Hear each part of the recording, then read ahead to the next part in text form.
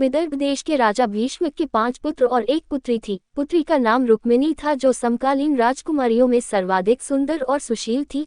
उससे विवाह करने के लिए अनेक राजा और राजकुमार आए दिन विदर्भ देश की राजधानी की यात्रा करते रहते थे। उन दिनों कृष्ण के रूप, सौंदर्य, गुणों और पराक्रम की गाथाएं समस्त भरतखंड में गूंज रही थी। राजकुमारी रुक्मिणी अपनी किशोरावस्था से ही कृष्ण के संबंध में सुनती चली आई थी, इसलिए उसके मन में कृष्ण के लिए एक विशिष्ट स्थान बन गया था। फिर जब वह युवती बन गई तो उसने अनुभव किया कि तीनों लोक में कृष्ण से श्रेष्ठ वर उसके लिए कोई नहीं हो सकता। इसलिए उसने मन कृष्ण को अपना पति मान लिया। रुक्मिणी के पिता और माता भी चाहते थे कि उनकी पुत्री का विवाह कृष्ण के साथ हो, लेकिन रुक्मिणी के बड़े भाई रुक्मी की मित्रता शिशुपाल और जरासंध जैसे उन राजाओं के साथ थी जो कृष्ण को अपना सबसे बड़ा शत्रु मानते थे। उन राजाओं को कृष्ण के हाथों कई बार पराजय का सामना करना पड़ा था, फिर भी उनकी शत्रुता की आग बुझ नहीं पाई थी। जब रुक्मी को ये पता चला कि उसकी बहन कृष्ण के साथ विवाह करना चाहती है और उसके माता पिता भी इससे सहमत हैं, तो उसने एक दिन राजसभा में घोषणा कर दी कि उसकी बहन रुक्मिणी का विवाह चेदी देश के राजा शिशुपाल के साथ होगा।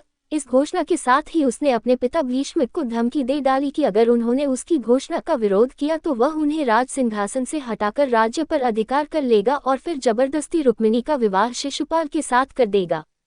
राजा भीष्म को अपने राज्य जाने की तो उतनी चिंता नहीं थी जितनी चिंता अपनी प्रजा के कल्याण की थी। वह अच्छी तरह जानते थे कि रुक्मी के राजा बनते ही राज्य की वही हालत हो जाएगी जो शिशुपाल और बाणसुर जैसे अत्याचारी और निरंकुश राजाओं के राज्य की है। ये सब सोचकर उन्होंने रुक्मी की घोषणा का विरोध नहीं किया। रुक्मी ने उसी समय कुल पुरोहित से विवाह की तिथि निश्चित कराई और शिशुपाल के पास संदेश भिजवा दिया कि वह अपने मित्र राजाओं को बारात में लेकर आए और राजकुमारी रुक्मिणी को विवाह कर ले जाए। जब रुक्मिणी को अपने बड़े भाई की इस करतूत का पता चला तो वह बहुत दुखी हुई। उसने मन ही मन कृष्ण को अपना पति मना लिया था और यह आर्य कन्याओं के धर्म के विरुद्ध था कि जिसे वह पति के रूप में वरण कर ले, उसके होते हुए किसी दूसरे व्यक्ति को अपना पति बनाए। सोच विचार करने के बाद उसने अपने एक विश्वस्त ब्राह्मण को बुलाया और उससे कहा कि वह द्वारिका में कृष्ण के पास जाए और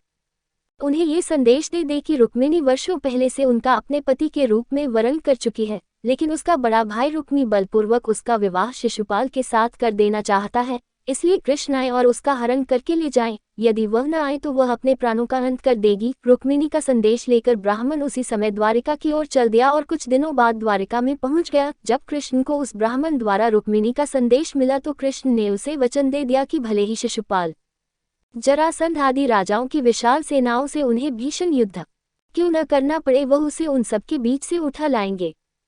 कृष्ण ने उसी समय अपने सारथी को रथ तैयार करने की आज्ञा दी और ब्राह्मण को साथ लेकर कुंदनपुर की ओर चल पड़े। कृष्ण के जाते ही बलराम को उनके कुंदनपुर जाने की सूचना मिल गई। उन्होंने यादवों की सेना की एक शक्तिशाली टुकड़ी को अपने साथ चलने का आदेश दिया और द्वारिका से इतनी तेजी से प्रस्थान किया कि वह भी सेना सहित कृष्ण के पीछे पीछे ही कुंदनपुर पहुंच गए। कृष्ण और बलराम के पहुंचने से पहले ही शिशुपाल अपने साथी राजाओं की विशाल सेनाओं के साथ कुंदनपुर पहुंच चुका था। शिशुपाल के मित्र जरासंध, शाल्व, पौंड्रक, दंत, वकब और विदुरथ आदि अनेक राजाओं की कई अक्षौहिणी सेना बारात में सम्मिलित थी। विवाह के दिन सुबह ही परंपरा के अनुसार रुक्मिणी अपनी सहेलियों तथा अन्य महिलाओं के साथ गौरी पूजन के लिए नगर से बाहर बनाए गए मंदिर में पूजा करने गई। रुक्मिणी के संदेशवाहक ब्राह्मण द्वारा कृष्ण को इस बात का पता चल चुका था, इसलिए वह रथ लेकर मंदिर के पीछे पहुंच गए। पूजा करने के बाद रुक्मिणी जैसे ही मंदिर से निकली, कृष्ण ने उन्हें उठाकर अपने रथ में बैठा लिया। रुक्मिणी के साथ आए सैनिक देखते ही रह गए। जब शिशुपाल और उसके साथी राजाओं को रुक्मिणी हरण का समाचार मिला तो वे अपनी अपनी विशाल सेना लेकर कृष्ण को पकड़ने के लिए चल दिए। रुक्मिणी का बड़ा भाई रुक्मी भी अपने चारों भाइयों और अपनी सेना के साथ कृष्ण के पीछे पीछे चल दिया। नगर से कुछ दूर निकलते ही यादवों की सेना दिखाई देने लगी। अपने पीछे आती हुई सेनाओं को देखते ही बलराम ने अपनी सेना को आदेश दिया कि आक्रमणकारी सेनाओं को खदेड़कर भगा दो। यादव सेना के सैनिकों ने पलटकर आक्रमणकारी सेनाओं की भीषण बाण वर्षा का उत्तर देना आरंभ कर दिया। देखते ही देखते भीषण संग्राम होने लगा। यदुवंशियों की थोड़ी सी सेना ने शिशुपाल, जरासंध और उनके साथी राजाओं की विशाल सेनाओं पर इतनी भयंकर बाण वर्षा की कि वे सिर पर पांव रखकर भागने लगी।